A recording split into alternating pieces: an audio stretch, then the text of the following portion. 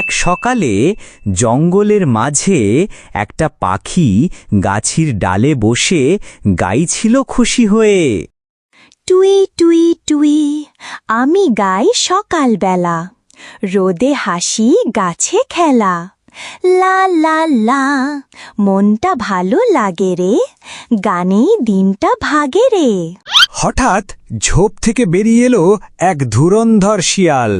চোখে লোভ, মনে একটাই প্ল্যান, ওই পাখিটা হোক তার সকালবেলার খাবার। পাখিরে, তোর গান শুনে মনটা আনন্দে ভরে গেল। আরেকটু গাইবি নাকি? শুধু তোর সুরটা শুনবো। কিন্তু পাখি ছিল বুদ্ধিমান। সে ঠিক বুঝে গেল শিয়ালের মিষ্টি কথায় গ্যাড়াকলে পড়লে আর রেহাই নেই।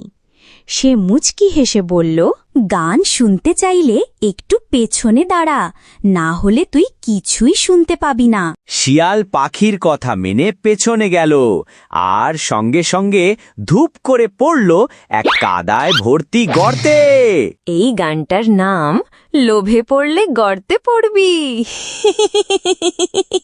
ওরে বাবারে, আমার কোমরটা ভেঙে গেল রে। এবারে একটু লাইক সাবস্ক্রাইব করে দাও রে, না করলে আবার গর্তে পড়ব রে।